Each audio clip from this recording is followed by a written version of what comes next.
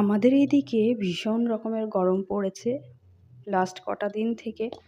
তো স্কুলেও সেই জন্য চেষ্টা করছি একটু হালকা খাবার দেওয়ার, যাতে বাচ্চার কোনো অসুবিধা না হয়। আর গরম যেহেতু একটু জলটা বেশি করে দিয়ে দিই। তো আজকে ভাবলাম সকালবেলায় রুটি তো দেবই, সাথে একটুখানি সুজি করে দিই। সবসময় ভাজাভুজি দেওয়াটা ঠিক নয়। তো সেই জন্য একটুখানি সুজি করে নিলাম প্রথমে, এবং তারপরে রুটিগুলো করে নিয়েছি। আর এইদিকে আজকে ফল হিসাবে দিলাম একটা আপেল। আপেল অর্ধেক করে তারপরে কেটে দিয়ে দিয়েছি। আর এরপর টিফিনটা খুব ভালো করে গুছিয়ে দিলাম, আর 1 বোতল জল দিয়ে দিয়েছি ভর্তি করে। জলটা এখন বেশি পরিমাণে খাওয়া উচিত। মেয়েকেও বলে দিই স্কুলে জল শেষ হয়ে গেলে আবার ভরে খেতে, সেটাই করে। আর মেয়েকে স্কুলে পাঠানোর পর স্নান করে পুজো সেরে আবার আসলাম রান্নাঘরে সারাদিনের রান্না করার জন্য।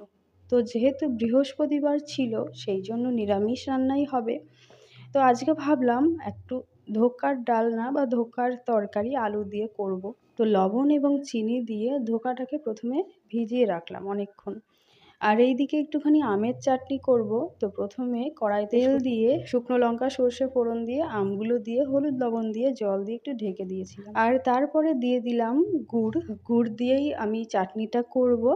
আর যেহেতু গুড় অনেকটা রয়ে গেছে ফ্রিজে, তো সেটাকে শেষ করতে হবে আসল বিষয়। আর এরপর আমি কয়েকটা আলু ভেজে নিলাম, আর ডালটা আগেই হয়ে গেছিলো। আর এই দিকে আমি ধোকাটাকে একটুখানি কড়াইতে দিয়ে নেড়েচেড়ে কড়াইতে একটুখানি তেল দিয়েছিলাম। তারপরে আমি একটা থালায় ঢেলে দিয়ে কিছুক্ষণ সেট হওয়ার জন্য রেখে দিয়েছিলাম। এরপর এটাকে এভাবে পিস করে করে কেটে নিয়েছি। এরপরে আমি ধোকাটাকে কড়াইতে দিয়ে ভেজে নেব। তার আগে মশলাটা রেডি করে নিলাম। এই যে বেশ লাল লাল করে ভেজে নিচ্ছি। আর এই যে ধোকাগুলো, এইগুলো কিন্তু এই ভাজা খেতে বেশ ভালো লাগে। তরকারির তুলনায় ভাজা খেতেই বোধহয় বেশি ভালো লাগে। তারপরে তরকারিটা যেমনভাবে করা হয় নিরামিষ তরকারি, তেমনভাবেই করছি। শুধুমাত্র নামানোর বেশ কিছুক্ষণ আগে ধোকাগুলো দিয়ে দেব। দিয়ে একটু জাল করে গরম মশলা ঘি দিয়ে নামিয়ে নেব। তো এই হলো বৃহস্পতিবারের রান্নাবান্না, নিরামিষ সম্পূর্ণ।